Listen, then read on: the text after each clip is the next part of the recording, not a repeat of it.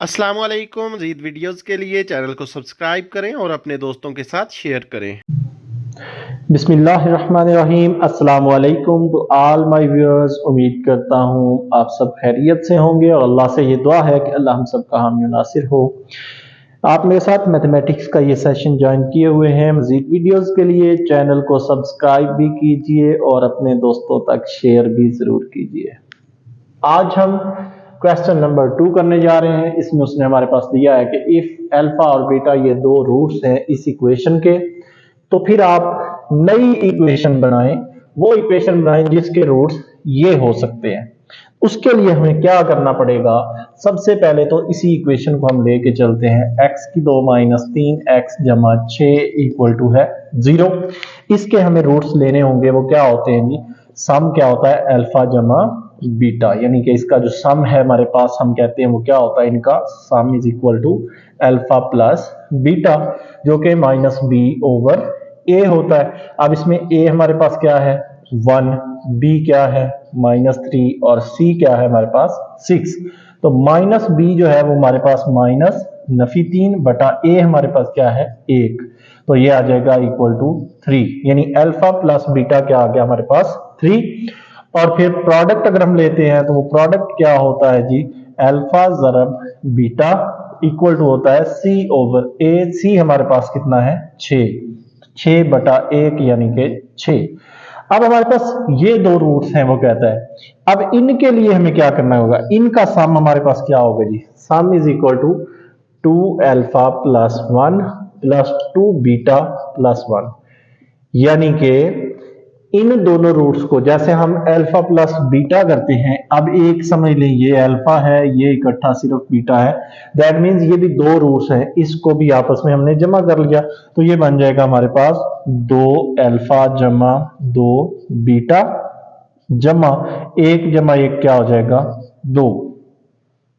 अगर हम यहां से इन दो में से कॉमन ले लेते हैं, 2 कॉमन आ जाएगा, अंदर रह जाएगा हमारे पास अल्फा प्लस बीटा, यहां पे जमा 2।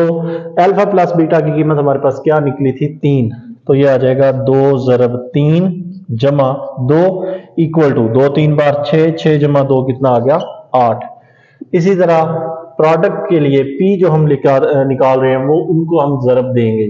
2 अल्फा जमा 1 ज़रब कर लें 2 बीटा जमा 1, तो इनको ज़रब दें, 2 ज़रब 2 4, अल्फा ज़रब बीटा अल्फा बीटा हो गया, जमा 2 अल्फा ज़रब 1 2 अल्फा, जमा 2 बीटा ज़रब 1 2 बीटा, जमा 1 ज़रब 1 1। यह आ जाएगा 4 ज़रब अल्फा बीटा। इस तरह हम लिख सकते हैं यहाँ पे, ताकि आपको पता चले कि हम किसकी वैल्यू पुट कर रहे हैं। इन दोनों में से 2 कॉमन लें, यह आ गया अल्फा प्लस बीटा और साथ में यहाँ पे आ गया प्लस 1। तो ये हमारे पास आ गया 4। अल्फा जरब बीटा क्या होता है हमारे पास? यहाँ पे हमने वैल्यू निकाली 6 है, और जमा 2 अल्फा जमा बीटा क्या निकाली?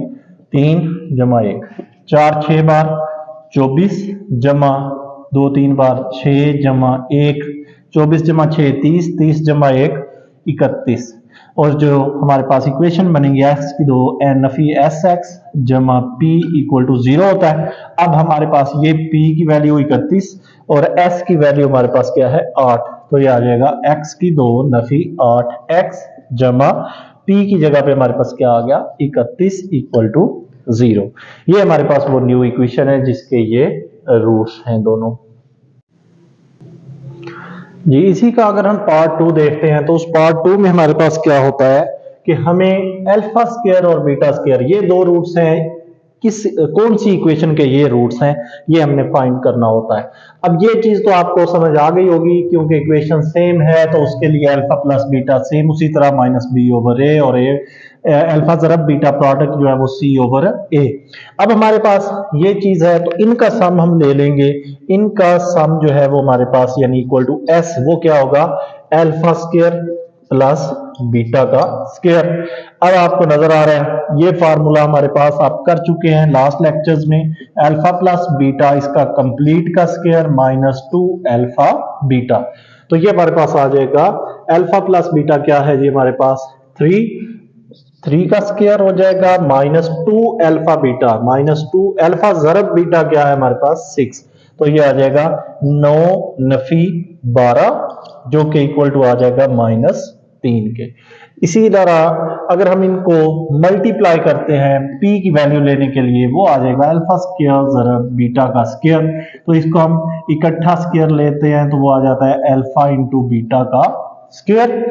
अब अल्फा ज़रब बीटा क्या है हमारे पास 6, तो यानी कि ये आ गया 6 का स्क्वायर और ये बन जाएगा 36। इक्वेशन की स्टैंडर्ड फॉर्म आप जानते ही हैं, x की 2 minus s x plus p equal to 0 होता है। अब x की 2 माइनस नफी 3 ऐसा है, तो ये आ गया नफी 3x जमा p कितना है आपके पास 36 इक्वल टू आ गया 0। ये आ जाएगा x की 2 माइनस माइनस क्या हो गया plus 3x plus 36 equal to 0। ये हमारे पास क्वेश्चन 2 का दूसरा पार्ट हो गया। और तीसरे को अगर हम देखते हैं तो फिर हमारे पास ये क्या आ जाता है, अब फिर से वही चीज, इक्वेशन सेम है, अल्फा प्लस बीटा और अल्फा ज़रब बीटा वही हुआ। अब इनको आप करेंगे सम, s के लिए क्या आ जाएगा जी 1 by alpha plus 1 by beta.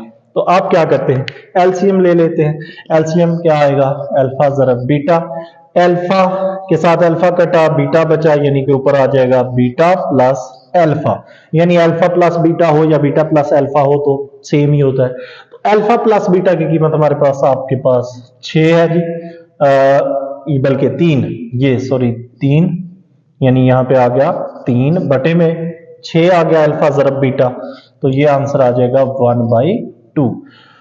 और अगर दूसरी साइड पे हम देखते हैं, इन्हीं को मल्टीप्लाई करते हैं तो p इज इक्वल टू आता है 1 over alpha multiplied by 1 over beta, तो ये आ जाएगा 1 over alpha beta, 1 over alpha beta हमारे पास क्या है जी, ये हमारे पास है 6, 1 ओवर 6, तो ये हमारे पास आ जाएगी स्टैंडर्ड फॉर्म x की 2 minus s x plus p equal to 0। x की 2 माइनस s कितना आया हमारे पास 1/2x प्लस p हमारे पास कितना आया 1/6 इक्वल टू 0। और अगर हम इसका बटा खत्म करना चाहते हैं तो फिर हम क्या करते हैं, चूंकि इनका एलसीएम क्या बनता है जी 6, इसलिए हम लिखते हैं multiply by 6 on both side, Urdu वाले लिखेंगे दोनों तरफ 6 से ज़रब देने से, ये बन जाएगा 6x की 2 माइनस 1/2x है, ज़रब कर लेंगे हम किससे 6 से, यहां पे भी जमा 1/6 ज़रब 6 इक्वल टू 0 ज़रब 6, ये आ जाएगा 6x की 2 नफी 2 एक बार 2 3 बार, तो 3 ज़रब x 3x प्लस 6 से 6 खत्म 1 इक्वल टू 0 ज़रब 6 क्या होता है 0। ये हमारे पास आ गई है इसकी क्वाड्रेटिक फॉर्म। अगर नेक्स्ट पार्ट हम देखते हैं वो हमारे पास है अल्फा बटा बीटा इंटू बीटा बटा अल्फा। अब हमें इनका सम लेना होगा जी, सम इक्वल टू आ जाएगा अल्फा बटा बीटा जमा बीटा बटा अल्फा, और ये आ जाएगा अल्फा ज़रब बीटा, इसका एलसीएम। अब बीटा से बीटा गया तो अल्फा ज़रब अल्फा क्या हो गया अल्फा का स्क्वायर, जमा बीटा बचा तो इसकी दफा अल्फा से अल्फा खत्म, बीटा बीटा ज़रब बीटा क्या बना बीटा का स्क्वायर। इस पे फार्मूला अगेन वही अल्फा प्लस बीटा का स्क्वायर माइनस 2 अल्फा बीटा और बटे में आ गया अल्फा ज़रब बीटा। तो अल्फा प्लस बीटा आपके पास क्या है जी 3, ये आ जाता है 3 का square plus minus 2 alpha beta है तो माइनस 2 अल्फा ज़रब बीटा क्या है 6 बटे में फिर से क्या आ जाएगा 6, 3 3 बार 9 नफी 12 बटे में आ गया 6, तो इसका आंसर आ जाएगा नफी का 3 माइनस 3/6 इक्वल टू आ गया -1/2। ये किसका आंसर आया एस का। इसी तरह पी का जो आंसर आएगा वो क्या होगा अल्फा ज़रब बीटा बटा बीटा, अल्फा ज़रब बीटा ही बन जाएगा। चले शॉर्ट नहीं करते हम इसको, इसी तरह लिख लेते हैं ताकि आप समझ आ जाए, अल्फा ज़रब बीटा बटा बीटा और बीटा बटा अल्फा जी, बल्कि हम इनको अब काट सकते हैं जी, बीटा से बीटा खत्म और अल्फा से अल्फा खत्म, तो ये हमारे पास आ जाएगा 1, यानी p की वैल्यू ऑलरेडी क्या आ गई 1। तो इक्वेशन हमारे पास x की 2 माइनस एस एक्स जमा p इज इक्वल टू आ गया 0, x की 2 माइनस एस एक्स कितना आया जी, नफी 1/2 माइनस नफी 1/2 जरब x जमा p कितना आया हमारे पास 1 इक्वल टू 0। अब इस इक्वेशन के लिए हमें क्या करना पड़ेगा, मल्टीप्लाई करना पड़ेगा बाय 2 ऑन बोथ साइड्स, यानी दोनों तरफ हमें क्या करना होगा, 2 से जरब देनी होगी। 2x की 2, ये नफी नफी हो जाएगा जमा 1/2, यहां पे आ जाएगा जरब 2 इंटू एक्स जमा 1 जरब 2 0 जरब 2, ये 2x की 2 ही रहेगा, ये 2 से 2 खत्म, तो x आ जाएगा जमा का जमा 2 इक्वल टू आ गया 0। जी तो डी पार्ट जो हमारे पास है, बल्कि इसका ई पार्ट ये बनता है, इसको अगर हम देखते हैं तो ये हमारे पास आ जाएगा क्या, अल्फा प्लस बीटा का सम ले लेते हैं जी, सम अल्फा प्लस बीटा हो गया, ये तो वैसे ही एक रूट है, तो फिर आगे आएगा जमा 1/अल्फा जमा 1/बीटा, इसको ऐसे ही रख लें। इसको रखने के बाद एक अल्फा जमा बीटा जमा इनका एलसीएम ले, अल्फा बीटा आ गया और ऊपर भी आ जाएगा अल्फा जमा बीटा। ये हम बहुत दफा इसको सॉल्व कर चुके, उम्मीद है इसमें आपको प्रॉब्लम नहीं। अल्फा जमा बीटा कितना होता है जी, 3 जमा अल्फा जमा बीटा फिर से 3 और बटे में अल्फा जरब बीटा कितना है 6, 3 एक बार 3 दो बार, यानी 1/2 आ जाएगा, 3 जमा 1/2, एलसीएम आ गया 2, इसके बटे में कुछ ना हो तो क्या होता है 1, 1 2 बार 2 3 बार कितना हो गया 6 जमा 1 कितना आ गया 7/2, ये आ गई हमारे पास s की कीमत। और p के लिए इन्हीं को दोनों को जरब देंगे तो ये हमारे पास आएगा अल्फा प्लस बीटा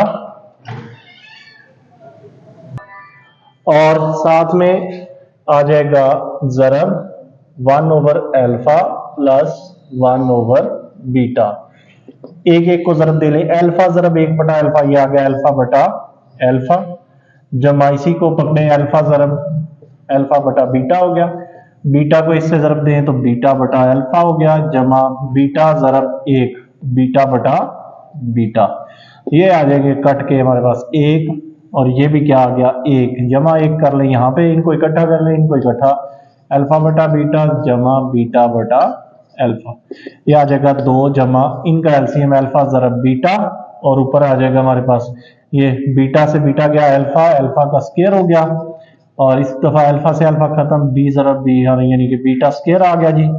अब इसके लिए फिर से वही फार्मूला हम लगाएंगे कि हमारे पास आ जाएगा इक्वल टू 2 जमा अल्फा जमा बीटा का स्क्वायर माइनस 2 अल्फा बीटा बटे में आ गया अल्फा जरब बीटा। नेक्स्ट 2 जमा अल्फा प्लस बीटा हमारे पास कितना है जी 3 का स्क्वायर, यानी कि 3 का स्क्वायर माइनस 2 अल्फा बीटा कितना है 6 बटे में अल्फा जरब बीटा हमारे पास 6 है, 2 जमा 9 नफी 12/6 हो गया और 2 जमा नफी का 3/6, ये नफी जमा नफी आ गया यानी 2 नफी 1/2 आ जाएगा, क्योंकि 3 एक बार 3 3 2 बार 6, तो नेक्स्ट रह जाएगा हमारे पास 2 नफी 1/2, तो इसको हमने सॉल्व करना हो तो क्या करना है, इसके बटे में 1 है तो एलसीएम आ गया 2 2 बार 4 नफी 1 बराबर आ गया हमारे पास 3/2। अब हमने यहाँ पे इक्वेशन x की 2 नफी एस एक्स जमा पी इक्वल टू 0 होती है, s की वैल्यू थी 7/2, x की 2 माइनस 7/2 x जमा p कितना है जी 3/2 इक्वल टू 0, यहाँ पे हम लिखेंगे मल्टीप्लाइड बाई 2, तो 2 से जरब देंगे, ये बन जाएगा 2x की 2, यहाँ पे भी 2 से जरब, इसको भी यहाँ पे 2 से जरब, इसको भी यहाँ पे 2 से जरब। आप नेक्स्ट स्टेप में करेंगे, जगह कम होने की वजह से यहीं पे मैंने खत्म कर दिया, 2 से 2 खत्म माइनस 7x और जमा का 2 से 2 गया बाकी 3 इक्वल टू 0। ये हमारे पास क्वेश्चन नंबर 2 जो है वो कंप्लीट हो गया। अगर किसी पार्ट में किसी हिस्से में आपको कोई कंफ्यूजन है तो काइंडली उसको आप कमेंट में अपना जो है वो मशवरा या अपनी राय जरूर दीजिएगा, इंशाल्लाह उस कंफ्यूजन को दूर करने की पूरी कोशिश करें। Thank you, Allah Hafiz.